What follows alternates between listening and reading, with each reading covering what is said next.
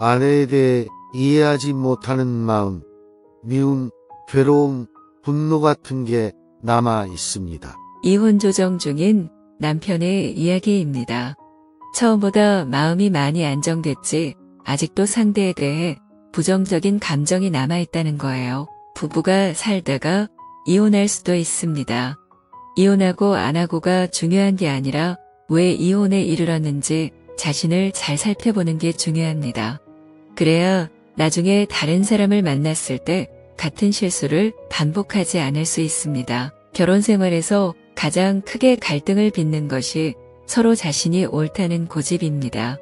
배우자가 너 고집이 세다고 할 때 본인은 고집이 센 줄 모릅니다. 본인은 자기 얘기가 옳다 싶어서 하는 거니까요.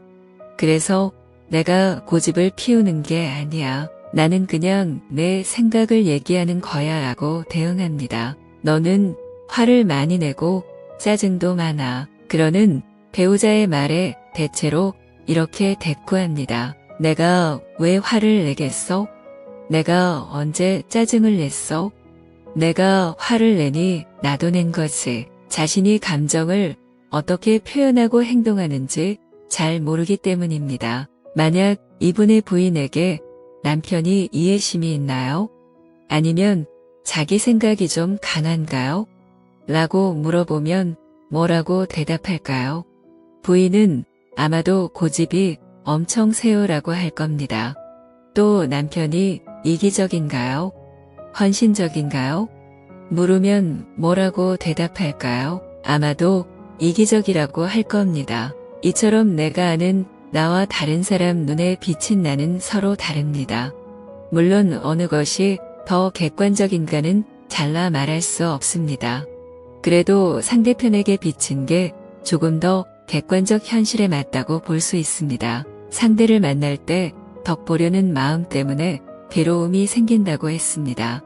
상대에게 덕을 보려는 게 잘못됐다는 게 아니라 덕을 보면 반드시 갚아야 하는 게 인과임을 알아야 한다는 겁니다. 돈을 빌렸으면 내 수입은 없는데도 많이 쓸 수 있잖아요. 그렇지만 나중에 빚을 갚아야 하는 과부가 따릅니다. 내가 덕을 보면 상대는 손해가 났다고 생각하기 때문에 그 대가를 상대가 다시 요구하게 된다는 거예요. 그래서 덕 보려는 마음을 버리든지 아니면 덕 보려는 마음이 있음을 알아차리라는 겁니다. 내가 약간 덕 보려고 하는구나. 내가 고집을 부릴 때 이렇게 알아차려야 합니다. 내가 지금 고집하고 있구나. 내가 고집을 부리면 저 사람이 좀 답답해 할 거야. 이렇게 내가 알고 있어야 한다는 겁니다.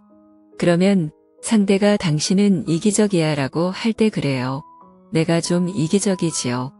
하고 상대의 의견을 수용합니다. 그러면 소통이 됩니다. 내가 이기심을 다 버리고 고집을 다 버려야만 소통이 되는 게 아닙니다. 내가 고집을 부리면서도 고집하는 줄 모르고 이기적이면서도 이기적인 줄 모르면 상대가 이기적이다 라고 할 때 나만 이기적이냐? 너는 이기적이지 않냐? 이렇게 되받아치거나 내가 왜 이기적이냐라고 화를 냅니다. 또 넌 고집이 세다고 하면 내가 왜 고집이 세냐? 고하거나 그럼 나만 세고 너는 안 세냐? 하는 식으로 맞섭니다. 이런 식으로 물타기를 하면 대화가 안 되고 서로 상처만 있습니다. 모든 인간이 다 이기적입니다. 이것을 인정하고 내가 이기적이라는 것에 동의하면 대화가 됩니다. 예를 들어 내가 누구에게 전화 걸 때는 대체로 무언가 도움이 필요해서 합니다. 10통 중에 9통 어쩌면 10통 다 뭘 물어보든지 무언가 요구할 게 있어서 전화를 합니다. 별일 없이 어떻게 지내냐? 내가 뭐 도울 일 없니? 이렇게 물어보고 전화를 먼저 하는 경우는 거의 없습니다. 이걸 인정하면 상대가 나에게 전화할 때도 뭔가 부탁이 있어서라는 것을 당연히 받아들일 수 있습니다. 그런데 우리는 쟤는 꼭지 필요할 때만 연락한다고 생각합니다. 바로 이런 데서 갈등이 생겨납니다. 그래서 내가 이기적이라는 것을 수용하면 상대가 이기적인 것을 비난하지 않게 됩니다. 상대가 자기 필요에 따라서 전화를 했고 상대가 요구하는 것을 내가 도와주면 상대도 고맙게 여깁니다. 도움을 요청할 때 귀찮은 건 사실이지만 또 다른 측면에서는 내가 그 사람보다 역량이 더 크거나 유리한 고지에 있다는 걸 말하는 것이기도 합니다. 그런데 그걸 귀찮게만 생각하고 막아버리면 내 역량이 제대로 쓰이지를 못합니다. 그래서 전화가 오고 도움을 요청하는 것을 귀찮게만 생각할 필요는 없다는 거예요. 내가 꼭 헌신적이고 늘 굽혀줘야 소통이 되는 게 아니라 내가 이기적이라는 것만 알아도 소통이 된다는 겁니다. 남편이 보기엔 부인이 문제인 것 같고 이기적이고 고집이 센 것 같지만 사실은 그 사람도 나를 그렇게 느낀다는 거예요. 같이 살든 안 살든 그 결정은 자기 마음대로 해도 좋지만 상대를 미워할 이유는 없습니다. 내가 힘들다고 버린 그 사람도 딴 남자가 좋다고 데려갈 거고 그 여자가 버린 나도 딴 여자가 좋다고 만나게 됩니다. 그렇기 때문에 상대가 좋고 나쁜 게 아니에요. 다만 내 요구에 안 맞기 때문에 내 감정이 나쁘게 느껴질 뿐입니다.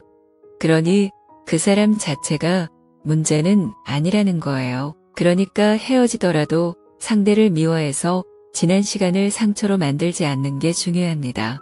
같이 살아도 미워하면 안 되고 헤어져도 미워하지 않아야 합니다.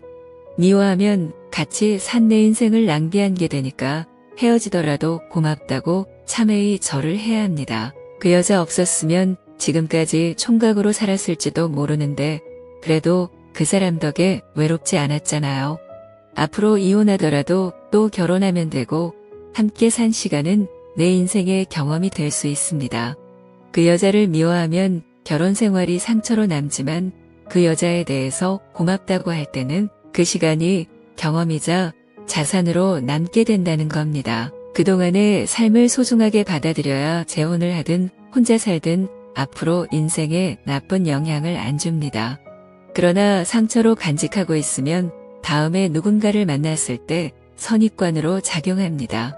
전 부인과 조금만 비슷한 행동이나 성향을 보이면 또 문제가 생길 거 아닌가 하는 두려움을 갖게 되고 그러한 감정은 관계에 부정적인 영향을 끼칩니다. 겉으로는 이별의 과정에 별 문제가 없어 보이지만 무의식의 세계에는 상처로 남기 쉽습니다. 이것을 치유하는 방법은 두 가지입니다.